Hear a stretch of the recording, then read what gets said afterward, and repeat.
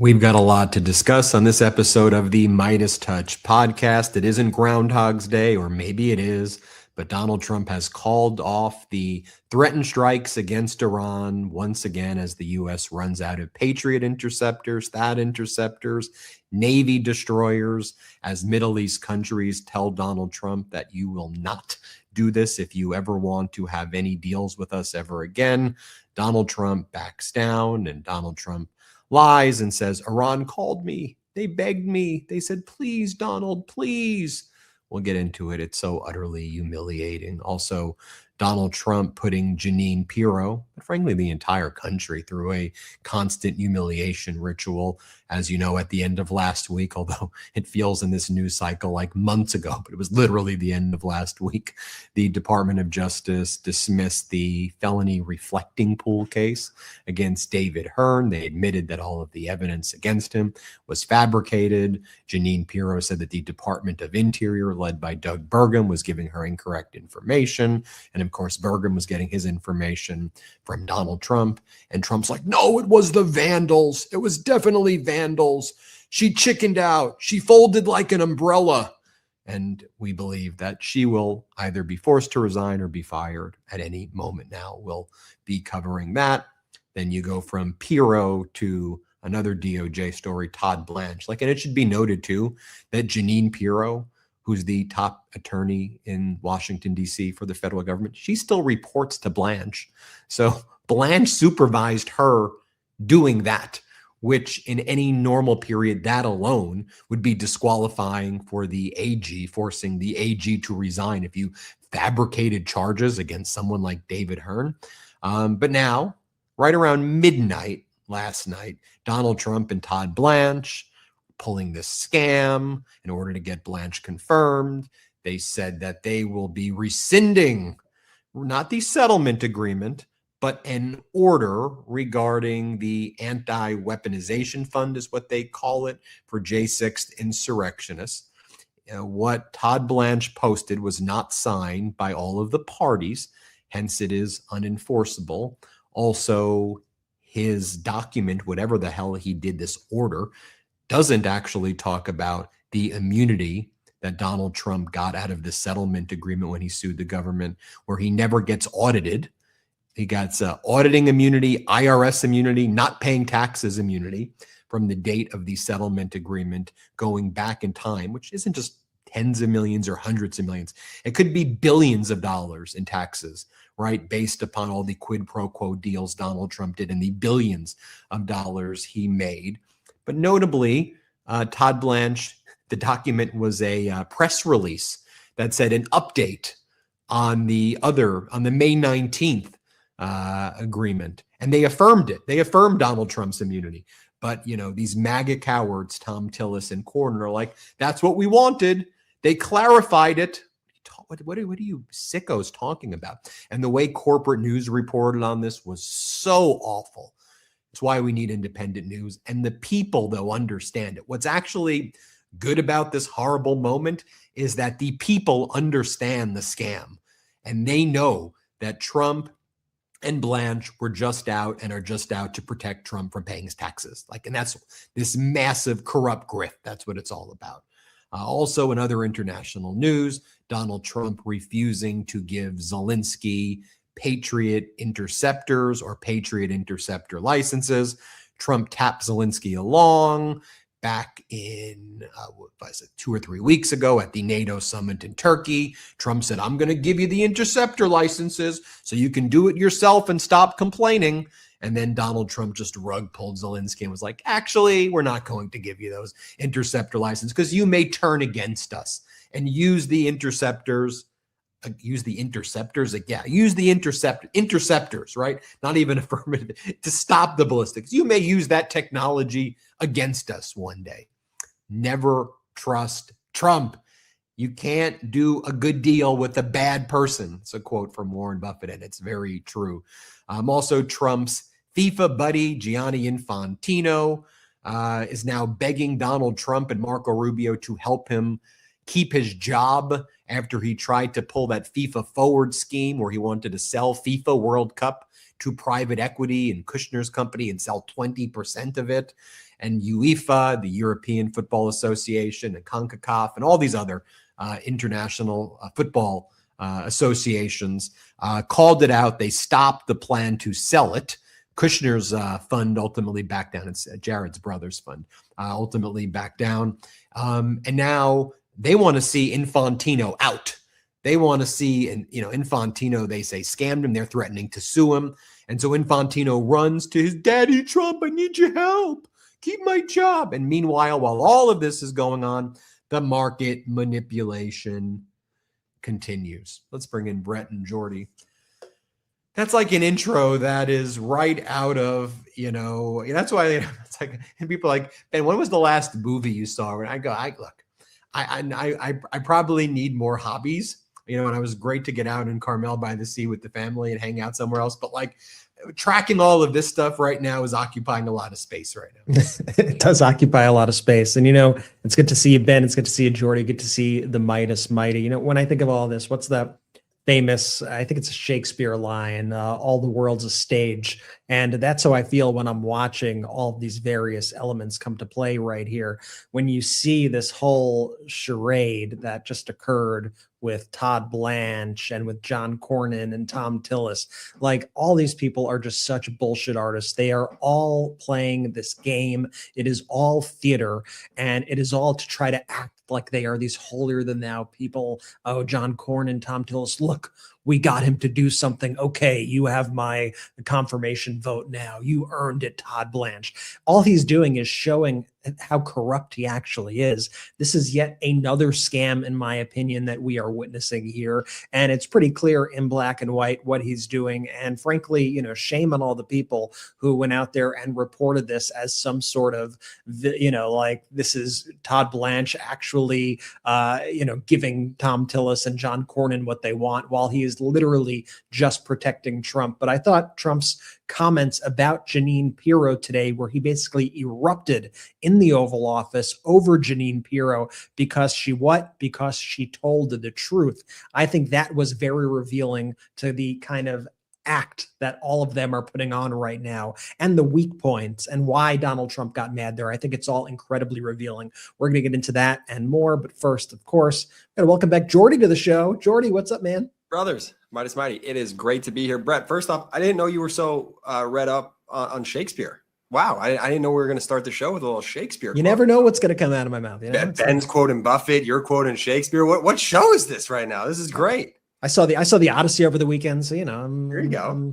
I'm in the literature right now. Look, I'm excited to dive right in, Benji. I'll toss it straight to you, but just my big thing here is like, it's so incredible to me, and like incredible in a bad way, how corporate media, after 10 years of covering Donald Trump, the Trump regimes, how they just still have no idea how to cover him, how they just become stenographers for him, how they just basically repeat everything that him and his regime sort of put forward as if, here, take this at face value. And meanwhile, all the way, the American people continue to get conned. And so much of that is truly due to corporate media's just awful coverage of so much of this. We're going to get into what I mean very shortly. Benji, great to see you, big bro. Where are we starting off? I've seen a lot of news also quote me in my analysis that this thing that Trump and Blanche did at midnight, by the way, when you do something at midnight, you're usually trying to, nothing shady ever happens at midnight, right? Right. Everything. And oftentimes the way it's phrased, though, is that, Mr. Meiselas argues that it's unenforceable and that it doesn't address the tax immunity to Donald Trump. And it's phrased as like, I'm not making an argument. Like, I'm literally just giving you the facts of what it is. It's not an argument. It's very clear that the original May 18th settlement agreement says the only way that you can do any modifications is by doing it in writing by all of the parties, plural, not one party. And then also, if you look at the document that Todd Blanche posted on social media at midnight, it doesn't say anything about rescission of the settlement agreement. All it says is a rescission of the order and an update on the May 19th addendum. And so you could just read what I'm not arguing. I'm not doing a debate with you about what it says. And it's often framed as a debate. Like, I'm just telling you what's actually in it. And corporate news, where they've lost their way a long time ago, is they shouldn't say, well, Donald Trump says, but on the other hand, the legal experts are arguing and saying, then it becomes two sides. There's not two sides, okay? Trump preserved his tax immunity, and this is a non-enforceable order regarding the J6 fund, which Todd Blanche can resurrect at any time with another order. So it doesn't do anything, okay? And I've even posted on our social media accounts, you know how easy it would be to rescind the settlement agreement? Here's what you would post. All parties to the May 18th settlement agreement and the May 19th addendum hereby forever rescind and revoke both agreements, which shall hereby be deemed unenforceable. Signed by all of the parties. That's it. That's the document. That's all you need. And then it goes away. What they did was a scam and a fraud on the American people. And it's so damn obvious. And shame on Tillis and Cornyn for pretending with the kabuki theater that they were going to stand up for, it's like, you losers. Donald Trump already destroyed your careers. I mean, Cornyn was a former Texas Supreme Court justice. He was a Supreme Court justice in Texas before becoming a senator.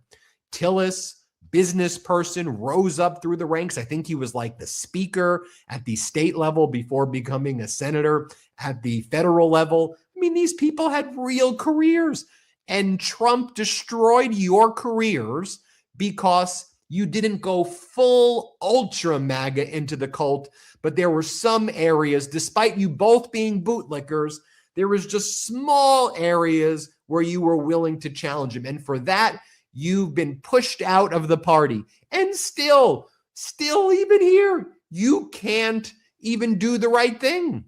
It's fascinating and distressing that exists, that's actually human nature, that these two people then go on and say, oh, well, we accomplished what we wanted to do. You accomplished what you wanted to do, a non-enforceable order regarding the anti-weaponization fund, shouldn't even be called that, but a non-enforceable order there, and giving the Trump family tax immunity from the date of the agreement going back in time.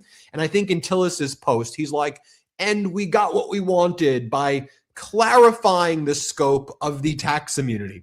What clarify? Again, according to the document that was just filed by Blanche, Donald Trump, Don Jr., Eric Trump, all the Trump trusts, all the Trump companies get tax immunity from the date of the settlement agreement and addendum, May 19th, going back in time. Well, we stopped it from being forward-looking and stopping audits in the future over future conduct. Well, you can never enter a settlement agreement in the first place that waives future unknown claims. That doesn't exist. The waiver, what we call in California when I was a litigator, a Section 1542 waiver, you can't waive prospective claims that don't exist. I mean, think about it. Let's just assume you're in a car accident with somebody and you settle and you get into a settlement agreement over that. You're not going to waive future car accidents that don't happen, right? How could you do that? You waive past unknown claims and known claims when there's an exchange. And so here, the agreement never purported to waive future tax audits regarding unknown things in the future. It was always a past waiver. And so it clarified nothing. If anything, it strengthened Trump's arguments to tax immunity by putting it more in writing that we support it. Like, it's the worst document imaginable. It's a total fraud on the American people. It was obvious to me, quite literally, Brett. It posted in 60 seconds. We were up at the MeidasTouch Network with the post because I looked at it. I go, what the hell is this? What the hell is this scam? And then we did it, and people like Scott McFarland and Katie Fang and Legal AF all called it out. Then I started looking at ABC and CBS and Newsweek and all of their headlines. And don't get me started on state regime. And it's like, the $1.8 billion fund has been rescinded. It's like, do a modicum of analysis and research about what's really happening. Brett and Jordy. The irony is, I think Newsweek was one of the publications that wrote about you as well and used your quotes, but yet they still went with that headline when they tried to write their sort of straight news piece, because they're all just so afraid of Trump. They're all so afraid of this administration. They want to try to act like, oh, look, we're playing this straight, we're playing this down the middle, but these aren't down the middle issues. And for Tillis and Cornyn to fold like this, speaking of what was Donald Trump's stupid phrase, fold like an umbrella. Speaking of folding like an umbrella, y'all have zero, like there's nothing even holding you to this man anymore, I guess, other than his rabid followers. But you have no future career in politics right now in your jobs. You have nothing to no reason to give Donald Trump any favors, no reason to do anything. He screwed you over. He essentially ruined your life. And you are going to come up with this ridiculous theater in order to get to this endpoint that was clearly predetermined from the get-go. I'm happy that we at least called this BS out, in the previous week's show, acknowledging that these people were likely ultimately going to come around regardless. And I remember, Ben, weeks and weeks ago also, you said, watch for the head fake here, because the thing that Donald Trump really wants out of this is that immunity for the taxes, and the $1.776 billion weaponization fund is a little bit of the distraction there. It's the dangling of the keys to get people focused on this other incredibly heinous thing that he's doing. But while he's giving away that $1.776 billion to insurrectionists, to fraudsters, to cop beaters, while he's doing that, he is absolving himself of having to pay billions and billions and billions of dollars in taxes. And he's protecting himself and his family from potential financial crimes. And that really is what Donald Trump wanted at the end of the day. And that's what Tillis and Cornyn gave him. And I'm sick of these people, whether it's Tillis or Cornyn, or whether it's somebody like a Susan Collins in Maine, or whether it's who's the guy who voted for RFK? His name's slipping my mind for a second here. But all these people who act like they are so concerned, and I'm not sure I could let this guy, I'm not sure I could let this person in this position because it's so dangerous. And then they make some BS agreement in order to get to that end result. And then they have to act like horrified when all the bad things that happen that everybody told them is going to happen. Like, we will likely see this weaponization fund, because it's not really a way. We'll likely see this come back. We're going to see Donald Trump obviously use this now to try to protect himself from all these various potential financial crimes in the future. We're going to see his sons, his entire family. This is the most corrupt act imaginable. And it is quite literally, in my opinion, the biggest fraud perpetrated on the American people, bar none. And the fact that these people could even get through a sentence saying that they're targeting fraud and getting JD Vance out there, we're coming after the fraudsters, when the biggest fraud, like in the history of the world, is happening in that very building. What an affront to our intelligence. And I still cannot even fathom how any of these people, any of these MAGA people who are making mere fractions of what these people make in a second, are defending these people for stealing their money and giving it to their family members and friends. It's obscene. The whole thing is obscene. Absolutely. It's my biggest issue with politics in 2026, quite frankly. Look, say what you want about the Democrats. Obviously there's stuff to go around there. These Republicans have no spine, zero spine. They would rather let Donald Trump get away with every single grift imaginable than stand up and actually have a backbone. There is not a person in the Republican Party, in my opinion, that actually wants to help their constituents. All they want to do is bend over backwards to appease their dear leader, Donald Trump. It is pathetic, and it is the absolute worst of this country. It really, really is. These people don't care about healthcare. These Republicans, they don't care about affordability. They don't care about finding houses that people can actually afford in this country. All they care about is that when they leave office, in this case with Cornyn and Tillis here, that they still get to be a part of the cult. That they still get to join the fun, right? Their own weird MAGA cult fun. It's bizarre and it's disgusting. And so to me, it's obvious that they just needed something on paper. They needed something that they could go and that they could sleep at night and be like, oh, look, Blanche did that. And that's a document. And I know corporate media, they're going to look at that document and it's going to be signed by Blanche and they're going to say he did everything. And so I'm going to say it's a win for me. And this way, Donald Trump won't be mean tweeting at me at night, mean posting about me and then I get invited to the cocktail parties. Oh my my constituents. I don't give a fuck. I don't really care about them. This is for me to save face. And that is just so disgusting to me at such a core value of this country. Well, and by the way, this is why Donald Trump is so perplexed by Iran and so perplexed by Canada and so perplexed by Greenland, right? And so perplexed by E. Jean Carroll and Abrego Garcia, right? And even like a David Hearn, or people who just stand up to him and say, no, no, no. Why these MAGA Republicans have functioned in a more subservient way than the Russian Duma is like the craziest thing. You are a damn branch of the United States government. How you behave, again, more of a cult than Jim Jones Kool-Aid drinking people was not a political point to me. But that's why when you say no and you're forceful with him and you push back, he's like, oh, we're doing fake deals. Oh, they want to talk to me. Oh, they're doing fake. You know, it shows you when you stand up to the guy and you fight back, he is a pathetic loser. His whole life. Remember when he was sitting on the bed, the photo of him? He's a loser. This guy was a loser in middle school, a loser in high school, a loser in college, a loser in life. He's a loser. And I huff and I puff and I blow your house down and I'm threatening you and okay, sit for a deposition. Oh, I can't do that. I can't do that. I don't want to sit for a deposition. You sued me for $10 billion. Sit for a deposition. Shut up. Sit for a deposition. Show up and testify. Oh, I don't want to do that. Can we delay? I don't want to do it. You brought the case. Sit, testify. What are you doing? Sit and testify. Okay. I'm going to blow the effing S out of them, is what he says. I'm not going to even do the curse. By the way, when I speak like him, it sometimes gets flagged on YouTube. Just think about that. Me quoting the president of the United States sometimes can get flagged on YouTube to harm the ability of the algorithm because of the way the president of the United States speaks and directly quoting. I'm going to blow the effing S out of them. Okay. You've said that 100 times. No one wants you to do that.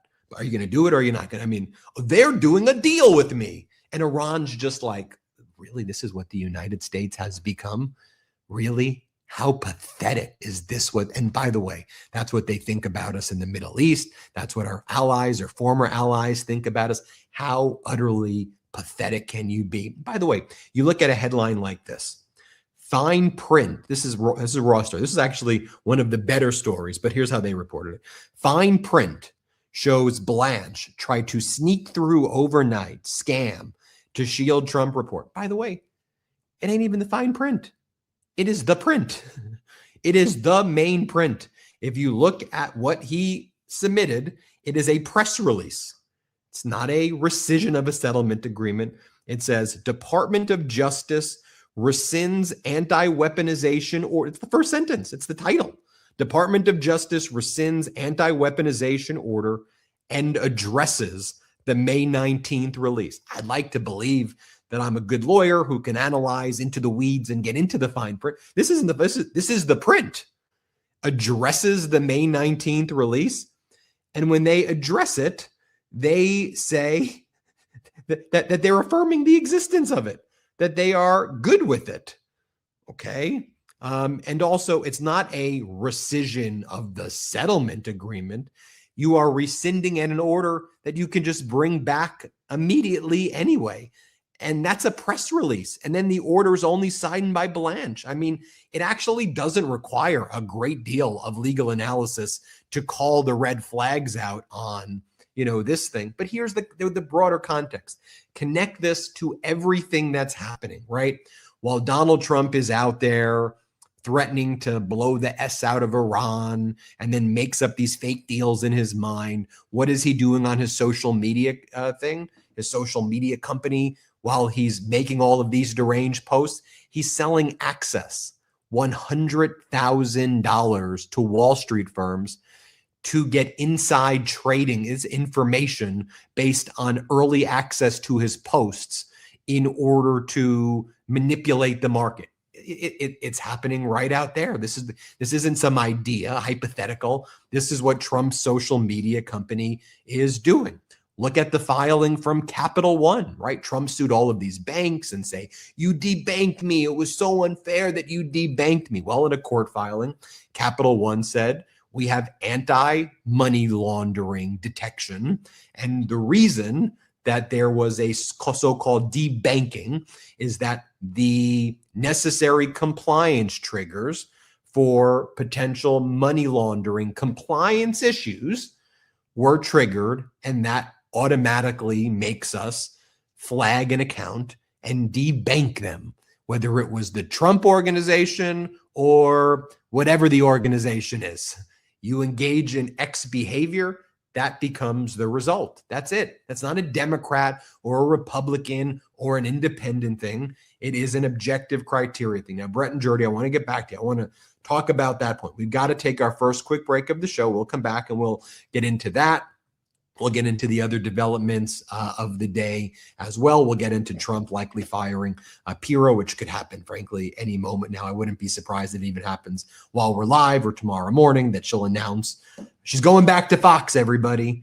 But let's take a quick break right now. A reminder, get your early copy, pre-order WTF America, an important piece of work, and it's dedicated to the Meidas Mighty. It's inspired by the Meidas Mighty. And our publisher says the pre-orders are very important. So if you're able to pre-order it now. It'll come in October, but don't wait until October. If you are able to pre-order it now, there's a QR code. There's a link in the description below. And please put in the comments WTF if you pre-ordered, and let me know how many copies you pre-ordered. All right. Let's take our first quick break of the show. This episode is sponsored by BetterHelp. You've heard me talk about BetterHelp for a long time, but I don't know that we've ever actually talked about how much people love this service when they use it. You can check it out for yourself at betterhelp.com/reviews to see amazing customer reviews in real time. The reviews are updated every day with hundreds of people saying how much they love BetterHelp and how helpful it's been to them. Please visit betterhelp.com/reviews and see for yourself. BetterHelp has an average live therapy session rating of 4.9 out of 5, based on over 1.7 million client session reviews. The feedback from people who have actually used the service, well, it speaks for itself. More than 6 million people have used BetterHelp globally. The consistent feedback from real users makes it easy to see why so many people continue to choose BetterHelp. BetterHelp therapists have at least 3 years and 1,000 hours of hands-on experience. They also hold all required education, training, and certifications across all range of mental health specialties. BetterHelp makes it easy to get started. Answer a few questions, get matched with a therapist based on your needs, and switch therapists at any time if it's not the right fit. See the reviews and see what stands out and see if BetterHelp is right for you. Visit betterhelp.com/Meidas. That's betterhelp.com/Meidas. I have something crazy I have to say, so just hear me out. I don't mind scooping my cat's litter box anymore. Honestly, ever since I started feeding my cats Smalls, their poop has been healthier, smaller, and a lot less smelly. That's because Smalls is fresh, human-grade cat food that's made from high-quality meat, not cheap fillers. You see, meat is easy for my cats to digest, which means their bodies absorb more nutrients and healthier poops come out of their rear end. In contrast, the stuff I used to feed my cat was made with grains and artificial ingredients that were hard on my cat's body, and their nasty poops were proof of that. And Smalls isn't just good for digestion. 88% of cat parents say that after feeding their cats Smalls, their cats have a softer and shinier fur coat and just have all around more energy to play. Also, overall, they just seem healthier because it's really good for cats. If you want to invest in your cat's health, Smalls is giving you 60% off your cat's first order, plus free shipping and free treats for life when you go to smalls.com/Meidas. If your cat doesn't like it, Smalls will refund 100% of your order. But trust me, your cat's going to love the taste of Smalls, and you'll love that your house no longer smells like a litter box all the time. That's 60% off plus free shipping and free treats for life when you go to smalls.com/Meidas. Let's go. Shout out to our sponsors. Links in description of both the YouTube and the audio. Use the links, use the codes. If there's an exit survey, let them know we sent you. Smalls, I've heard great things about Smalls. Put in the chat right now if you're using Smalls for your cat, because only heard great things about Smalls. Benji, Brett, where do you guys want to go? Brett, I think you were about to react. Well, first I'll say I've seen a lot of people asking, is MeidasTouch going to pay the $100,000 to Trump media to get the content first? Because we have to know exactly what Donald Trump is saying when he says it. I want to let everybody know. I know how much you want to get these hot posts, right to you, but we're going to have to pass on this one, folks. I'm sorry. Like this post from Donald Trump where he posts an AI image of himself as a child and him now and says, same guy, even more energy now. That's what $100,000 gets you. You get that post first. So I just want to let you know we're not going to be doing that. But then in all seriousness, I want to say the scam that we're seeing here is the same scam that we've seen play out throughout the years. It's the same story every single time.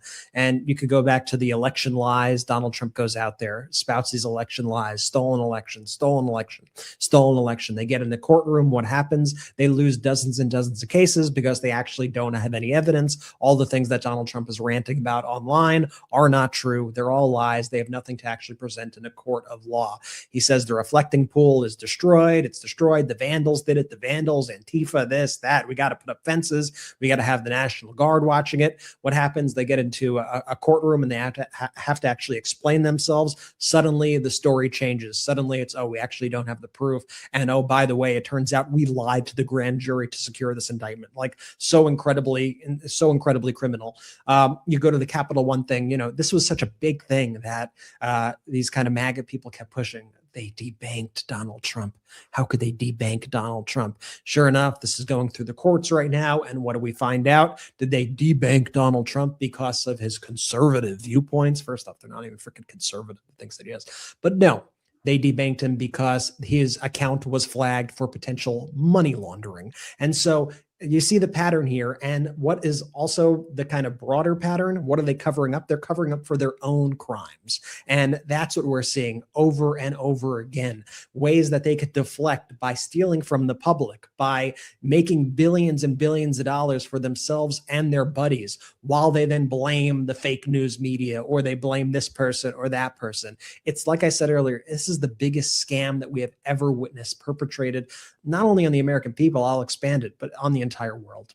Brett, can you bring back up that photo really quickly that you just had of Trump? So this is the biggest cell phone that I think I've ever seen. So Donald Trump, for the audio listeners, he posted some sort of photo, him on Truth Social. It's a modern day Donald Trump staring affectionately at Donald Trump's younger self from military school, saying, same guy, even more energy now. The same guy. That's a photo from Donald Trump when he was in military school. The common thought is he was put in military school because he was such a bad student and bad individual that he needed to be sent away to correct his behavior. So the fact that he's posting that as if he's looking at it affectionately, like, same guy. Yeah. No, Donald, we know that's the same guy. That's part of the issue. There was no growth to your arc here. You are the same putz that you were back when you were 16 and 17. Also, it just feels like a stolen valor type of thing. Like he pretends that he's like a veteran. That he was like this great mill, like because in the photo he's got these like medals sort of on his uniform or whatnot. I don't know what they technically signify, but Donald Trump is trying to convince the American people that these are like medals from war, that this is like he's some war hero, that he's not that he went to boarding school because his parents thought he was a piece of shit. Exactly. Or other things that we may have heard through the grapevine. That, I mean, it is really next level stuff. And just commenting quickly on the Jeanine Pirro situation. I mean, doesn't it really feel like she's the dog who caught the car? That she had this real cushiony job at Fox News, paying her millions of dollars a year. She had a primetime slot, all accounts, like crushing it if you want to be like a media figure for like that type of content. And then because of her relationship with Donald Trump, she gets put in this position where she really actually has to act. And she really actually has to now put things in like legal writings and put her name behind it. And what do they always do? What does Fox and these MAGA folks always do? They'll get in front of the camera every time and spout whatever lie they want. But the second they actually have to put their name behind something and say it with their chest in a legal court document, they bail. They bail, and then they rely on the actual facts of the case because they don't want to get sued. And Jordy, I want to remind you that a lot of these people were serious people back in the day. And like, you almost want to track like the zombification or whatever you want to call it of these people. Like, how did these people develop such brain worms to the point where they were actually serious people who had very important jobs to just being complete and utter clowns and pawns of Donald Trump? And she is one of them. I think she was the DA of Westchester County back in the day, Jeanine Pirro. Like, that's a serious job. And then it makes you kind of think like, okay, so we're all of like now, like anyone who got prosecuted under Jeanine Pirro back in the day, like, does that have to be looked in a different lens, or was she changed by this whole MAGA thing? Even like a Maria Bartiromo, who like you watch on Fox Business now, and you're like, who is this crazy person? This is a crazy individual. Like, she used to be like the serious business host, like a business, like, and just to see the soul kind of get sucked out of these people, and them to become like these, I think zombies is kind of the best way to put it.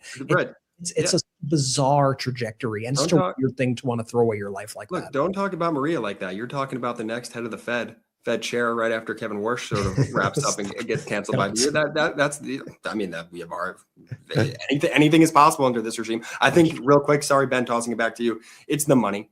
I think the money for them gets so big, it corrupts their brains in such an evil way where they truly stop caring about why they got into these positions of stature and like actually wanted to do good work in the first place. And then they're like, oh, I could just make a quick buck doing this instead. I'm going to go all in on that route. For me, I believe that's the case. And that's why you see it so often in the society. Yeah, well, this fake world, it becomes a safe place for them that has its own language, its own characters, its own storylines and plots and all of these things. And it ultimately all revolves around Donald Trump. It's typical kind of cult behavior, but it's not reality. It doesn't exist. And when it clashes with reality, sometimes in a courtroom where the rules of evidence apply, right, where admissible evidence and jurors and judges have to referee evidence, right? And then it clashes against reality sometimes where internationally another country doesn't want to play the game. They don't want to exist in that reality. Sometimes they do. Delcy Rodriguez in Venezuela, part of the Chavista rise, the Maduro regime, for her, playing along with Trump's fake reality was something that she was okay with. I mean, she was an authoritarian who was willing to submit the sovereignty, over there. But when Donald Trump's, fake reality clashes with Canada's sovereignty or Greenland's sovereignty and Denmark's sovereignty, right? When Trump's behavior clashes with a country like Iran that is not motivated by fraudulent transactional promises by Donald Trump, but are rooted in history of 1,000-year civilization, he's not equipped to deal with it. And you see the kind of clash. I almost think sometimes, I don't even know if they're real, but sometimes that image where the two bodies of water meet and it almost looks like they're two completely different like colors, and like the Atlantic and Pacific meet, you know what I mean? Like at some point, you have this situation where this fake reality juts up against the actual reality. And, in the past, leadership, the quality of leaders in the United States were, and our institutions were able to hold up and swat gnats like Trump down, right? I mean, Trump's entire life was always wanting to, show that he knew what he was doing. And a lot of the institutions were like, you're frauding. I think about some of these early hearings where Trump would want to put his casinos on tribal lands, indigenous lands, right? I remember one of these hearings too, where you would see the lawmaker kind of cross-examining Trump about being a racist, and Trump's response. And, people would stand up to him. The one evil superpower that he has, is that, and it's a little, there's a few of them, but the fraud, the fire hose of it is relentless. He doesn't stop. And it just constant, where then some people are like, all right, what are you trying to do here? I mean, just again, look at Iran. Look at what he did there and what he's doing there. And think about trying to do that on a human being, right? You have Iran, a civilization of 1,000 years, and you see them fighting back, and one fighting back literally, but also fighting back against what Trump is bombarding them with from an disinformation campaign. Ooh, just like lying. The president spoke to me. The foreign minister spoke to me. This person talked to me. That person, they want to do a deal. They want to do, and it's nonstop. And Trump will put the United States through the ultimate humiliation ritual and won't stop. Where you're just thinking like, man, is this person like a psychotic? Like, is like a psychotic you? Like, what are you doing? What are you talking? You're doing fake conversations with yourself. Yeah, dude, this is the guy in the 80s who made up his own publicist and would call people on behalf of himself and would change his voice, but would kind of do it in his voice so you knew it was him. He's a psycho. Like, he's literally like a psycho. Oh, I'm calling on behalf of Donald Trump. It's like John Barron calling on behalf of Donald Trump. Like he's doing that stuff right now at this level. And think about it. If he does this in, Iran, think about what it took for Abrego Garcia to stand up to him, or E. Jean Carroll to stand up to him, or any of these very courageous people who have stood up for him. I mean, look at state regime media earlier today. And this is Trey Yingst. This is what they did, a whole segment on this today. And this is breaking. This is Fox breaking. And by the way, even though they're regime media, CBS's regime media, Axios's regime media, all these regime media, even the ones that are adjacent regime media, which to me is the rest of corporate news, they all look like this. Like, even though I'm going to show you Fox, they all look like this. And so breaking, Trump says, right after that, this story should end. Trump's a liar. What Trump says doesn't matter. Trump's a freaking liar psycho. So what this scumbag says after Trump says is like, okay, tell me what's Trump. Oh, he's doing another deal with Iran. Iran called him and they begged him for a deal, and this time it's going to be real. Okay, what else did they tell you, Donald? Like, for real though, this is what we would expect someone with an involuntary 5150. What else were they telling you, Donald? What else were they? Oh, really? And it's like, this is the United States of America right now. This is our country. And again, in the rest of the world that doesn't live in this, they're looking at this like, man, y'all are really crazy. Y'all are like, think about regimes that we used to grow up with and think are like, it was like North Korea, Taliban, like the U.S. is on a whole new level of like some crazy, dysfunctional, sick thing. Like, look at Fox right here. Let's play this. President Trump calling off planned strikes against Iran as he says a deal is close. According to the president, talks will resume today aimed at finalizing an agreement on the Strait of Hormuz. Trump says he was asked by Qatar, the UAE, and Saudi Arabia to hold off as diplomatic efforts play out. We are attacked. That would be the biggest attack since World War II. And it would have been disastrous. And they didn't want us to do it. And frankly, Saudi Arabia didn't want it either. They thought that the deal is imminent. Overnight, Iran's President Masoud Pezeshkian posted to X about the memorandum of understanding that was reached earlier this year, saying in part, I believe this memorandum will be the center of gravity for our foreign relations in the future. We must strive to compel the enemy to remain committed to what it has signed, the security of the country. Now, the way they even tried to frame the president of Iran, what he said, they almost made it try to appear without the audience understanding what was going on, as though that was affirming what Trump was saying. Did you notice that? What they were saying, the president of Iran said, is that we did a deal with you called the MOU, which you breached.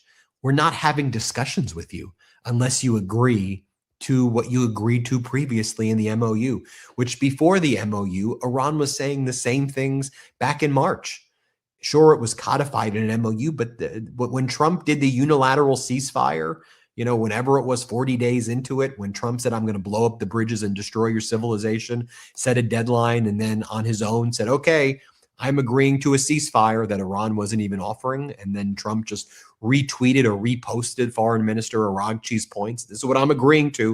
And then they sent people to Pakistan, and then they didn't agree to it. And they dragged this out, and they did the MOU, and they dragged this out. We've been saying the whole time, Trump can't do deals. But the way they were framing this was that as though Iran was, in agreement. This is what it would be like. Remember when Belgium beat the United States in the World Cup 4-1? Imagine if, while that was going on, while Belgium was up 4-1, the announcers were like, and the United States just scored again, goal! And it's like, what do you, and they scored again, it's now 4-3. I'm like, yeah, I'm watching the game. It's 4-1 Belgium. Wait.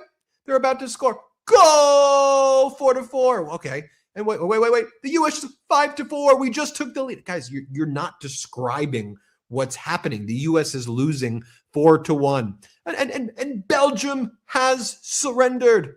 They have disqualified themselves from the match. The United States has gone on to win the game. And it's like, they lost the game. What world are you talking about? Like my segue there to talk about Gianni Infantino. But Brett, Jordy, that's like that's what's going on. You're literally, what are you doing? What is going on? Iran controls the Strait of Hormuz. The Houthis have a pretty strong grip on the Red Sea and the Bab el-Mandab. It's why Saudi Arabia has to send a lot of its tankers now in a new route. It's why Saudi Arabia told Donald Trump through both MBS and MBS's brother, you can't do this strike. You have Iran speaking to Oman, not the United States, about Iran's control over the Strait of Hormuz. And Trump is out there pretending he's doing deals with Iran. And he's done this now 10, 20, 30, 50, like 60 times, like where it's like, and this right here is, it's hard to even articulate the level of embarrassment and shame, the shame to America. Honestly, this is so shameful that this is the behavior. It's sick. It's like real. It's like gross that like we have to be now a part of like a Trump organization, which are all failures. Like, I don't want to be a part of the Trump organization. By the way, find me some other competent freaking people out there, who at least behave like grown-ups. Like, it's that basic to me, Brett, Jordy. And you look at all the data and it looks like a Trump business when you look at the yields reaching like record highs, when you're looking at just everything that's coming in, it's a disaster. Brett, just a quick point on that too. I want people to understand that. The 30-year yield is like 5.2%. The 10-year yield is approaching 5%. That means that the payments that have to be made to simply service the debt by the United States is trillions and trillions of dollars, which will increase the debt dramatically. Ultimately, all of that means the mortgage rates will start hitting 7%, 8%, and continue to go up. The reason the United States had to bail out the Japanese yen is because they're the biggest holders of our treasury bonds. And because they keep trying to bail out their yen, which is causing the yen to, which by the way, is not actually working. The US had to give billions and billions of dollars. We sold euros to bail out the yen so that the Japanese would not sell US treasury bonds, which would cause the yields to go up even higher right now. And that creates massive instability. I just want people to know the context there. Yeah, with the yen situation, it almost feels like the entire global economy right now is being held together like with Scotch tape or something, and the Trump regime continues to break things over and over again, and then they try to Scotch tape over it and then hope it lasts long enough so that they could put Scotch tape on the next issue before that becomes a bigger issue, and then they rinse and repeat. That's what we're seeing every time. And I also wanted to emphasize that Donald Trump's comments right there, because he says this so flippantly, and he's said it now at least a handful of times in various social media posts, and you heard him say it out loud there. But he said, I had an attack planned that was the biggest since World War II. I just want to emphasize, like, he's clearly talking about nuclear war. He's clearly talking about dropping an atomic bomb or a hydrogen bomb or something like that. That's at least what his threat is when he says things like this.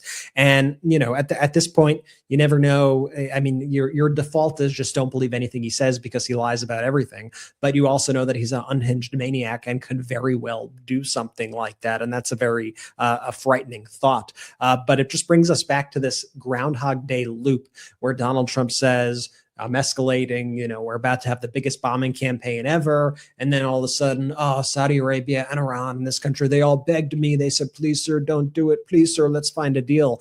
And we've been going through this now for months and months and months. And we know from reporting and from just seeing what's going on that Donald Trump is growing increasingly stressed behind the scenes, increasingly panicked over the situation behind the scenes, that our generals and our admirals are kind of a little bit freaked out right now about what's going on, because they see the reality of what's going on with the lack of munitions and interceptors that we have. It's just a constant dwindling supply. Iran essentially knows that they just have to kind of try to wait this thing out as long as possible. And it's really hard to fathom, like, what is a deal even look like here? And I think, to the Iranian president's point, the deal looks like what I actually achieved in Switzerland with the MOU. Like, that's probably going to be the best we got at this point. Like, and we talked about that agreement a lot, right? We even said, you know, good on them for at least getting a document. Yes, it's horrific for the United States, but I'd rather no war than a stupid war. And when you lose a war, you got to give up certain things. And it seemed like a fair compromise ultimately, considering everything that's happened. But they couldn't even abide by their own word there. And Trump continues to make up all these different scenarios and what the Iranians are saying. And then he projects back at them what he's doing. And he goes, oh, they can't be trusted. They're constantly changing their points. Nobody knows what they want. It's like, again, that's you, man. That's you. Like, what's the plan here? We're just going to be here forever? Like, oh, we don't have a plan. That's right. Yeah. Be there for forever. I mean, that MOU is really the starting point for the next president to start to go off of, and then get blamed for how bad that MOU is. I mean, that's where we are. Donald Trump, I want to say this really plainly here. He's the world's worst businessman. Like, we've talked about this. I'm not saying this is part of the business of it, but I'm saying he's the world's worst businessman. This man has bankrupted casinos. He has Trump steaks, these Trump airlines, all of these flops after flops. He's not some great businessman that The Apprentice tries to make him out to be, or how people like to talk about him in the media. Oh, he's a good businessman. No, he's not. He had daddy's money and daddy's lawyers, and then he was able to bully all of his contractors while he was in business, or anyone that he was doing business with, because he simply had more money and power than they did. That was the dynamic that Trump used to take to his business dealing. Just ask anyone in New York City who ever did any sort of work from him over there. It's absolutely pathetic when people say he's this great businessman.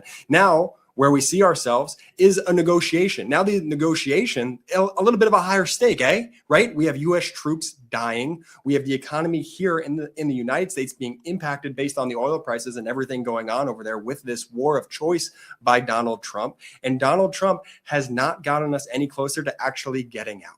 There's no ifs, ands, or buts about it. We are stuck here because Donald Trump is such a maniac. And I've said this before on the podcast, that the only way I could really see like this ending, and I don't say this sarcastically and I don't say this lightly, had been if Donald Trump just like nukes them. Like that feels like the stage where Donald Trump wants to take this thing. And it's no wonder why these military leaders behind the scenes are starting to get really, like stressed and concerned about Donald Trump's escalating stress and his panicking behavior and him having no clear idea of how to actually get out. The reality is, from my perspective, based off all the data that we see, this will not end under Donald Trump's presidency. We are nowhere near close to ending this thing as we were 3 months ago, 4 months ago.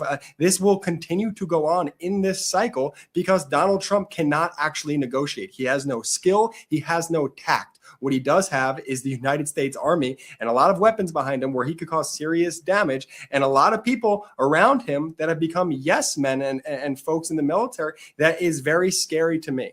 that we need real accountable folks behind the scenes to make sure that Donald Trump does not do something that we cannot undo. And that, to me, as someone who loves this country, is very concerning.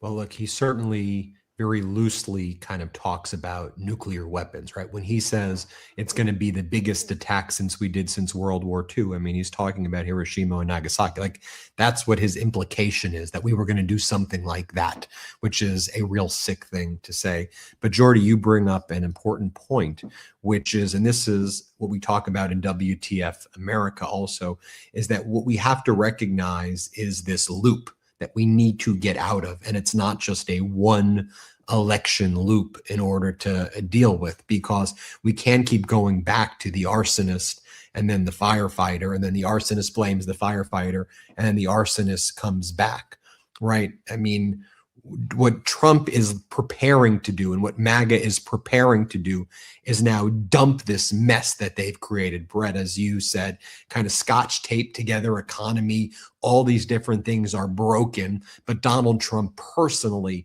has made a killing, and a small group of right-wing oligarchs have made enough money for infinite generations of their family while the American people suffered. So they got theirs while everybody else didn't.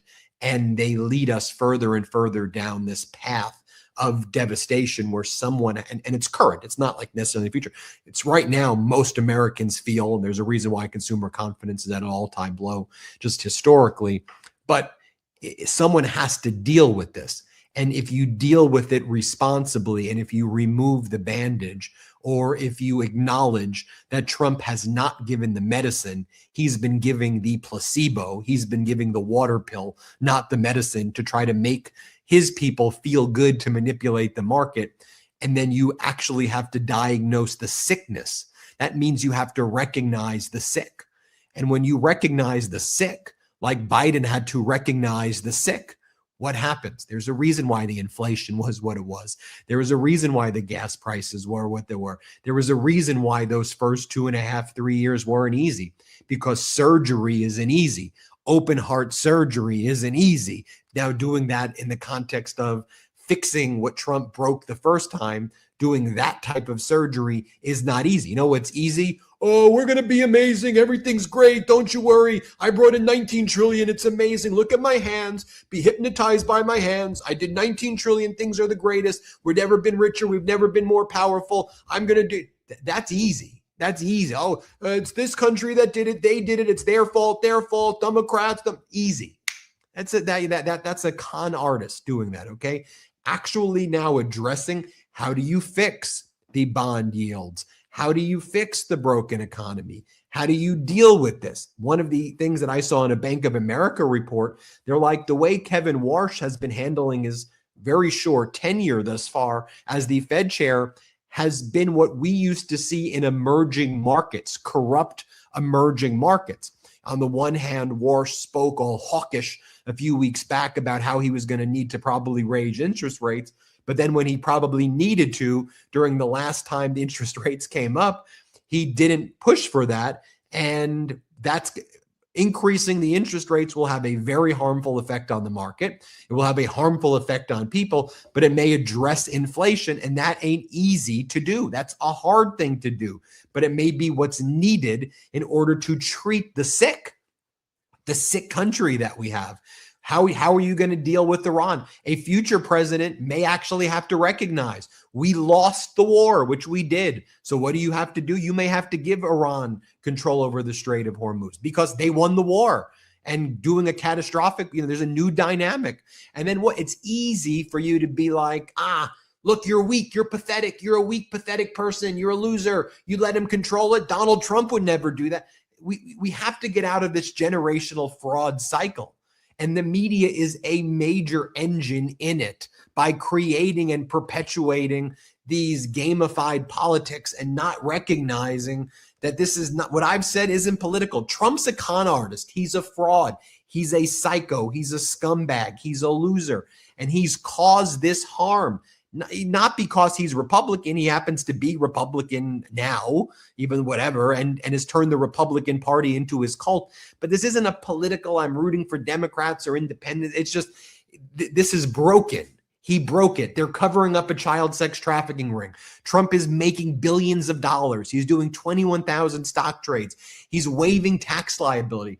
I'm not even making a political argument. I'm making a basic argument about life that shouldn't be taking place. That's all. And we have to get out of this loop. So when the next person, takes over and they want to fix it, what are the Republicans going to do? Oh, you screwed it up. Donald Trump was going to fix it. Everything was going to be amazing. Remember, we said we were going to have 6% GDP growth, but then you all screwed it up. No, you had a chance. We're 2 years in.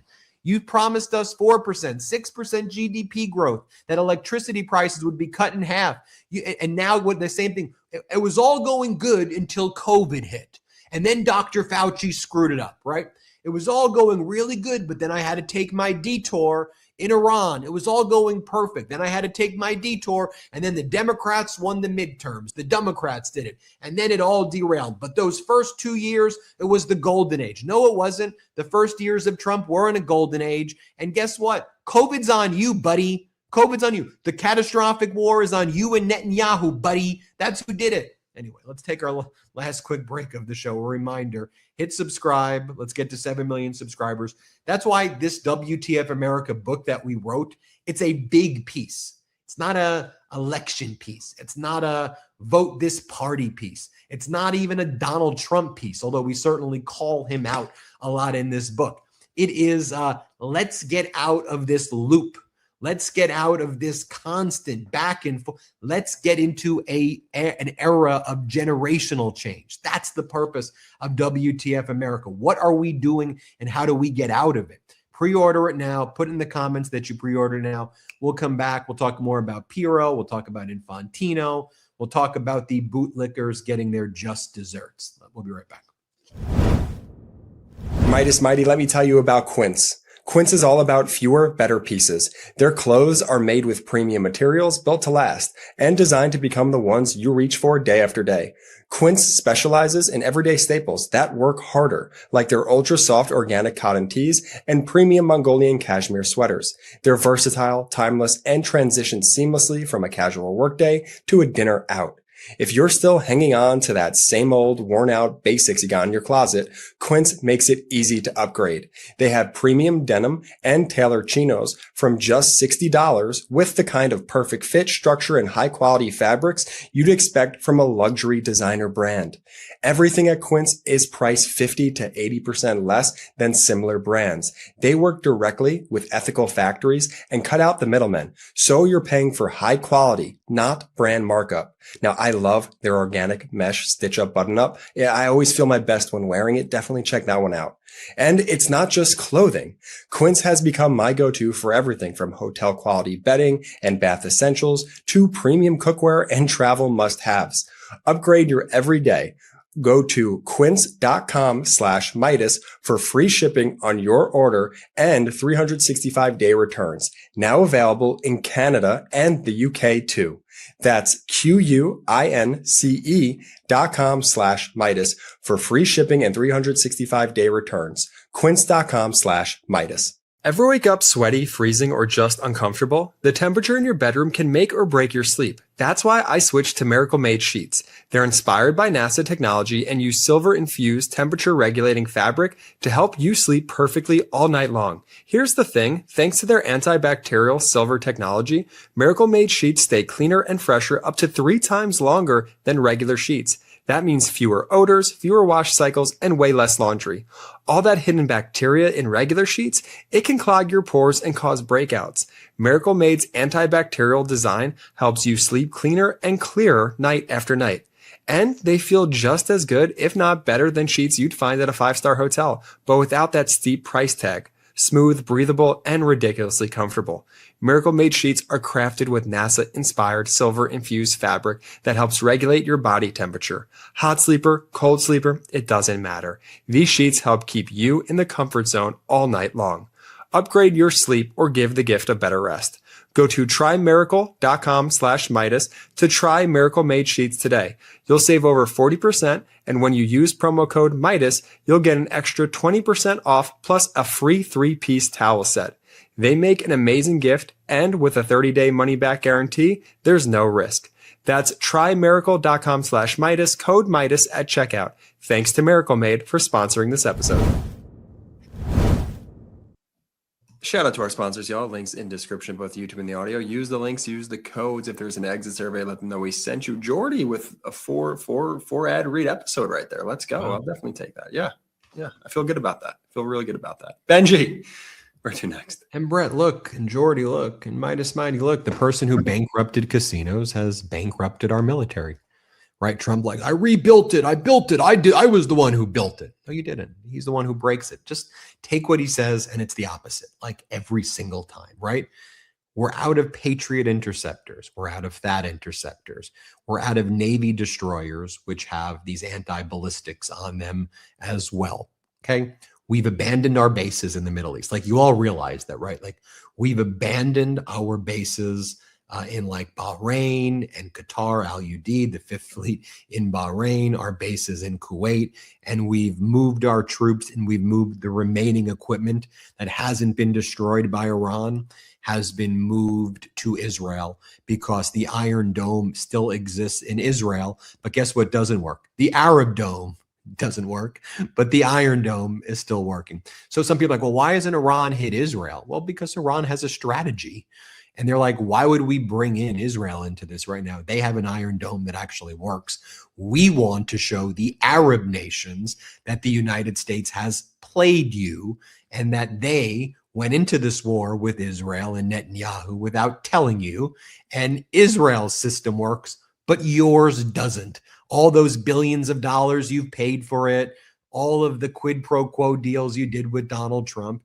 And that's why Trump then has to go to the UAE and say, okay. You want some of our Blackwell chips? We've got the most highly classified semiconductors, UAE, because the security umbrella failed. So Trump's got to give them something, which has second and third level consequences, because they just take the Blackwell chip and guess what they do with it? They give it to China. Saudi Arabia, we're going to give you the ability to do nuclear power plants. Then there's some outrage there here in the United States. Wait a minute, you're going to give them nuclear power plants? Can't they just enrich it? No enrichment. No, look at my hands. Get hypnotized. No enrichment. Well, what are you talking about? That's the way nuclear power plants work, except small numbers in Canada, which don't have enriched for civilian purposes, but you're going to have to enrich it. So the question is weapons grade or non-weapons grade. Well, actually, I'm not sure why I did that voice, but Saudi Arabia, then you need to do the Abraham Accord. You need to do the Abraham Accords with Israel if you want the nuclear power plant. Sorry, Michael, we're not doing that. What are you talking about? We're not going to do the Abraham Accords. You want the Kingdom of Saudi Arabia to topple? They've made it clear they're not going to do it. But so he's scrambling. He doesn't understand any of the geopolitical, dynamic that's taking place. He's making things, but the real situation is that we're out of interceptors. And then back in Turkey during NATO summit, he sat there with Zelensky and he said, he acted like Zelensky is like burdening him with all of these requests for interceptors. He's like, we're doing a deal. This is what Trump said. I'm doing a deal. We're going to give Zelensky the interceptor license, because this way you're not going to bug me about, not giving you interceptors. Okay. Then Zelensky went to Washington last week, which may as well felt like 2025, in this news cycle. But that was early last week, right? The same time it was Lindsey Graham's funeral, which was also somehow last week, which again feels like weeks ago and months ago or whatever. But what did Donald Trump promise then as well? Trump promised that he was going to once again give the Patriots and give the interceptor licenses. And did he do it? No, he didn't. He lied to Zelensky about that as well. And then last week it came out, I'm not giving you the interceptors. Why are you not giving the interceptors? This is what he said on Friday at Camp David, because they may use it against us. That's why we don't give the NVIDIA chips. Just think about it. It's a highly, yes, you did. You gave the NVIDIA chip to UAE. And you didn't give the Blackwell to China, but you gave their next highest level one. Like, what are you doing, you psycho? Like, quite literally, what the hell are you doing? And so this is the reality of what exists right now. You may not like the reality, but it's not a Democratic reality or a Republican reality or an independent reality. The reality is that just as he's bankrupted everything he's touched, or most of the things he's touched, that's what's happening with our military right now. And what's ultimately going to happen in the Middle East, which future presidents are going to have to deal with, is that China will be the main actor in the Middle East. The whole idea of the petrodollar, that's going to be shot. The dollar's value, by the way, is going to be in significant decline.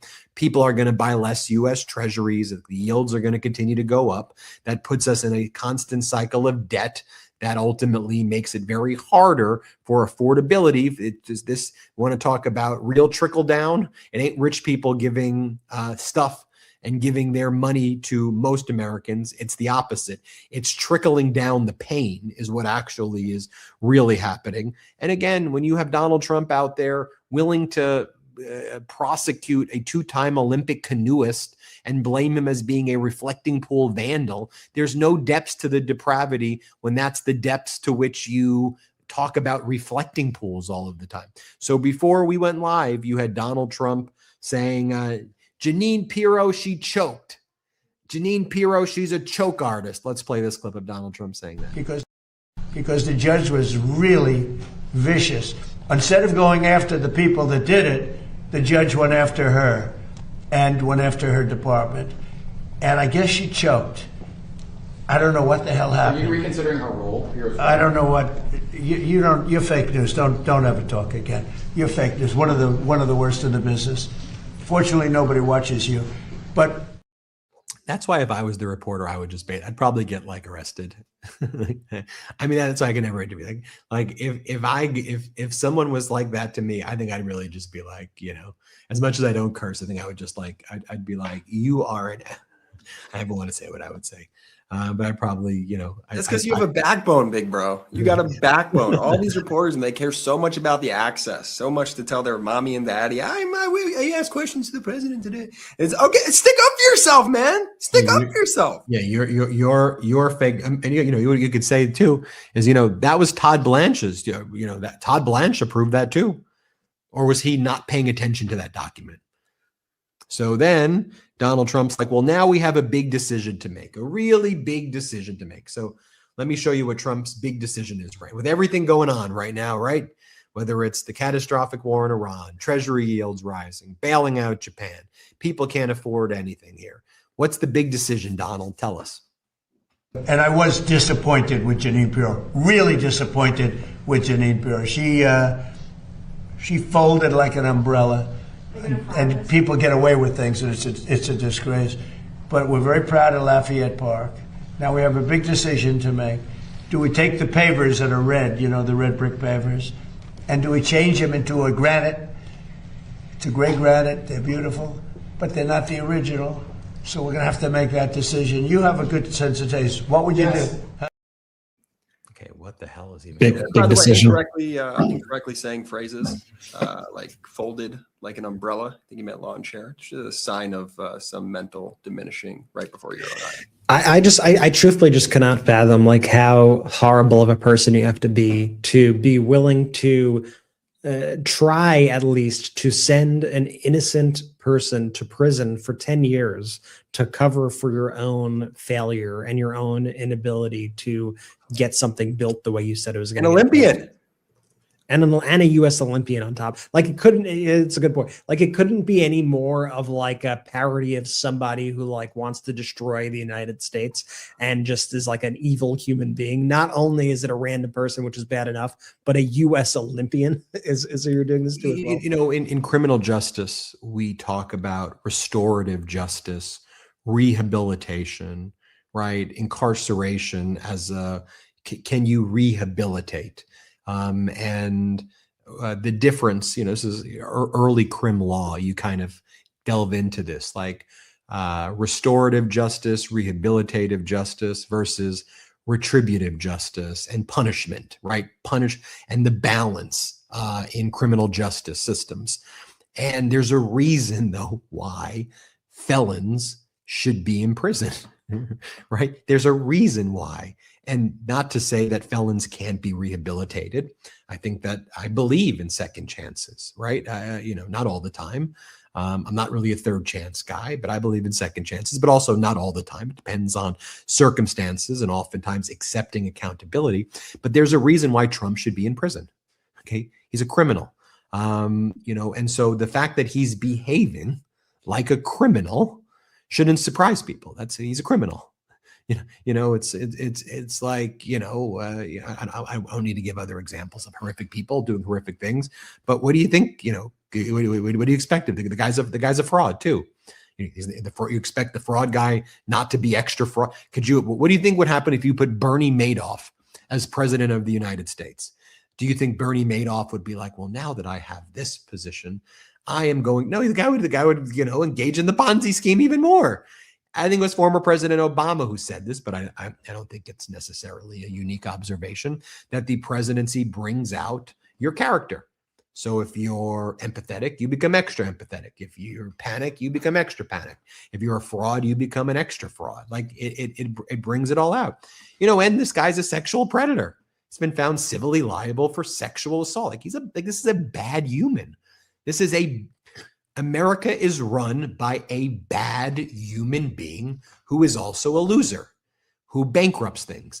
A bad human being, loser, sexual predator. And that's not me being like hyperbolic. Like, I think those are objective facts.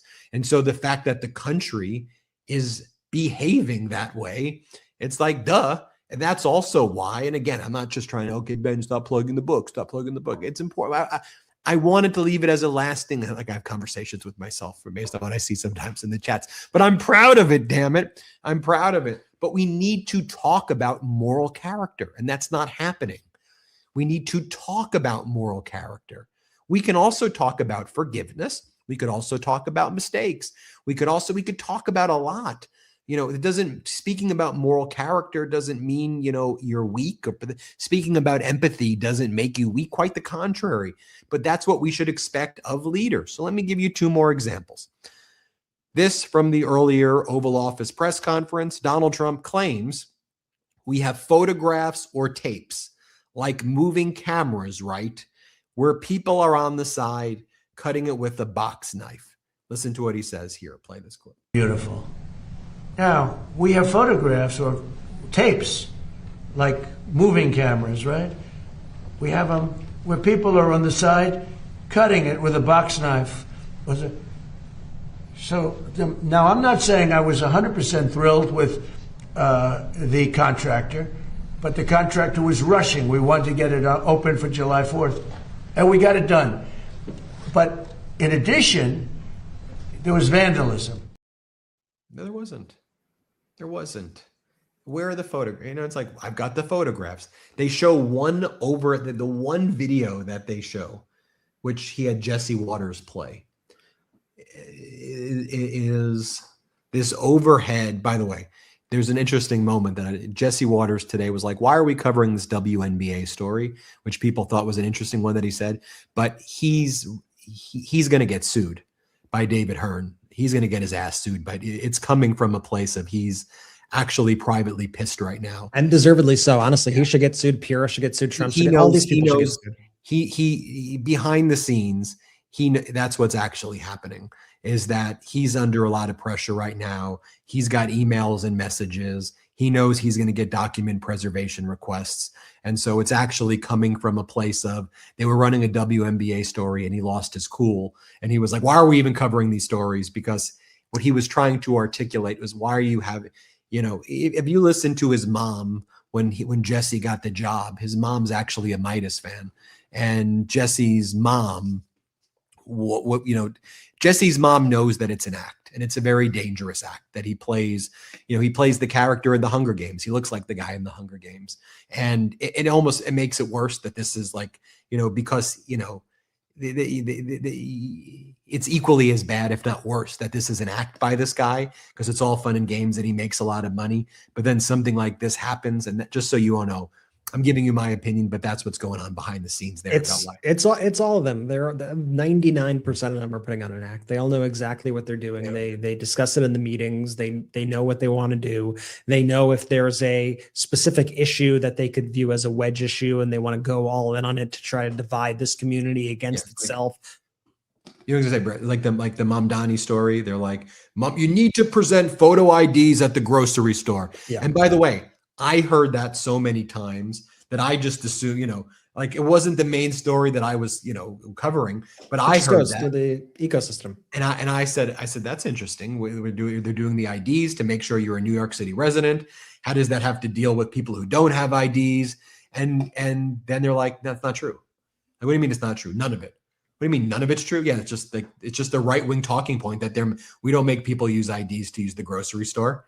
And that got, like, just so you know, like I have my guard up, but I'm so busy focused on Iran and focused on treasury yields and focused on all these stories that one seeps through.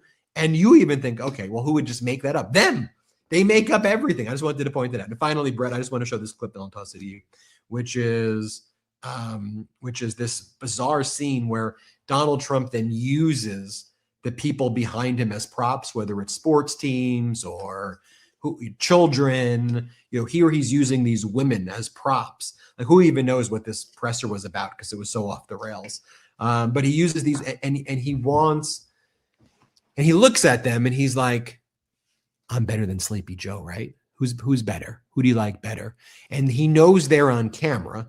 And he puts these women, and not just women, I mean, it's all these people that he puts, men, sports, in very uncomfortable, compromising positions where they're there in front of the world. It's still the president of the United States. You're still in the Oval Office. We were in the Oval Office. When you look at it, it makes you feel a certain way. There's a lot of history attached to it. And he knows that. And he abuses it. And he brings you in. And then he says something like, and it's objectively, I would imagine you go in there, which you shouldn't go in there, knowing that that's how you're going to be used hard to, be like, no, get me out of here right now.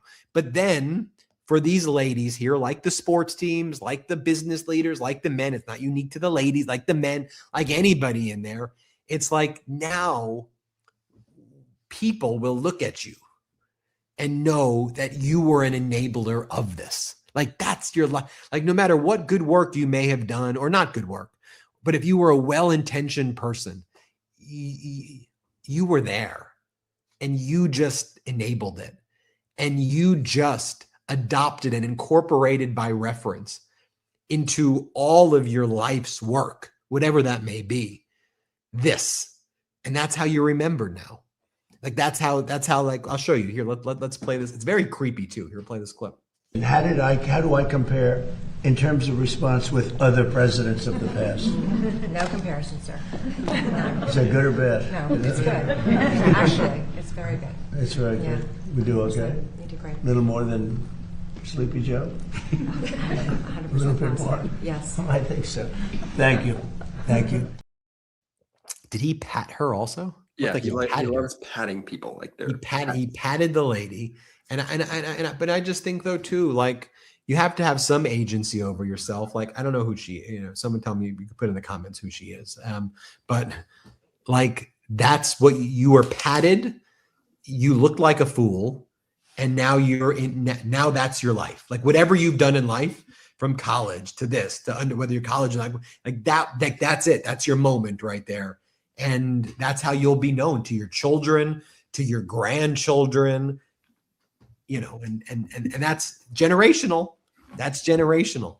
Brett, Jordy. And I'll just add, that's why accountability is so important. That's why the criminal cases against Trump are so important. That's why the defamation lawsuits against companies like Fox are important. That's why Jesse Waters being scared is important, because these people gain power when they get away with their crimes. And unfortunately, the lessons that we've learned from the past few years is that these people get away with things far too much, and that people constantly want to try to move past an era in order to try to get to this utopia where we just let it all slide and everyone will just be kumbaya and everyone's going to be okay.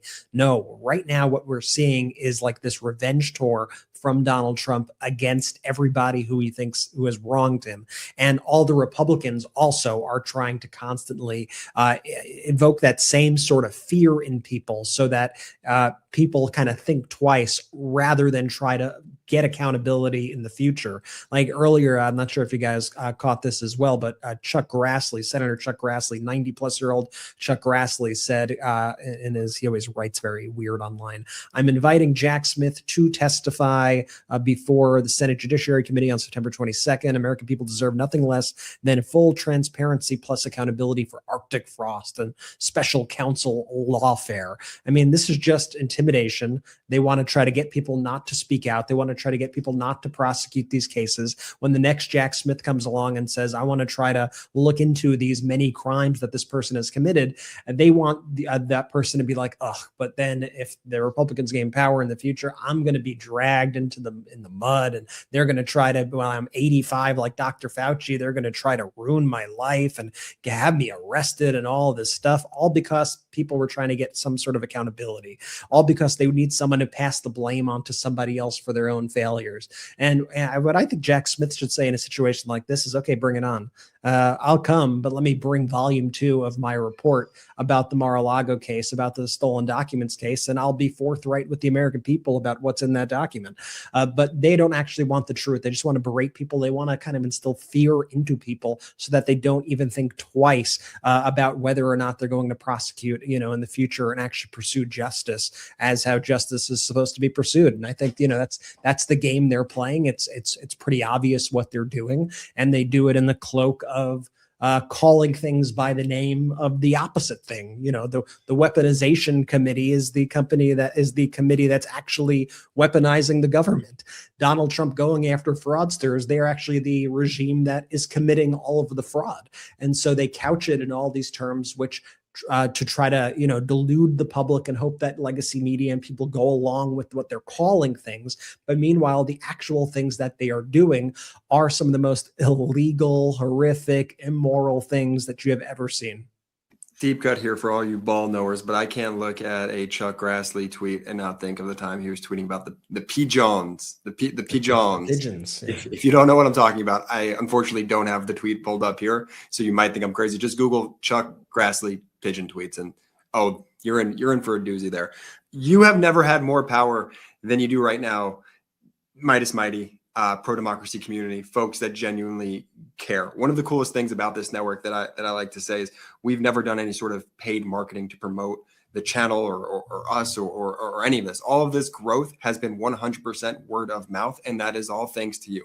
That's all thanks to you going to your circles, to your people, to you reposting, to you talking about it online, you doing whatever in your capacity to uplift pro-democracy voices and values. All of that is thanks to you guys and your ability to hold these people, these anti-democratic institutions, the Trump regime accountable every step of the way goes so far. It genuinely does. And I just want to remind you of your power. Continue to call out the BS. Use your platforms, use your circles, use your friends and families to remind them about none of this is normal.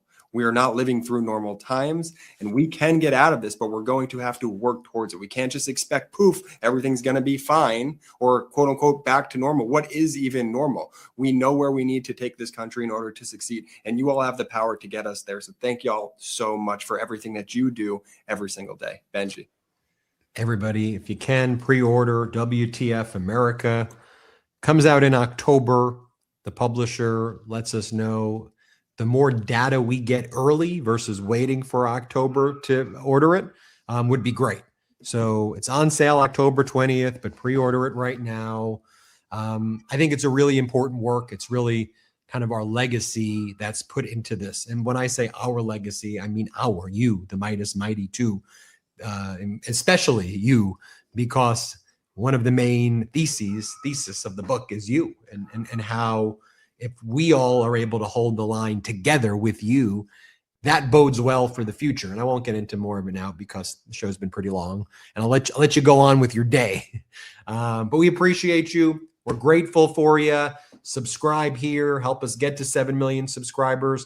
Put in the chat or put in the comments WTF with the number of books you were able to purchase. You can get them for friends and family members as well. Thank you so much, and we'll see you next time on the MeidasTouch Podcast. Jordy, take it away. Shout out to the Meidas Mighty! The Meidas Mighty standing strong against the fascists.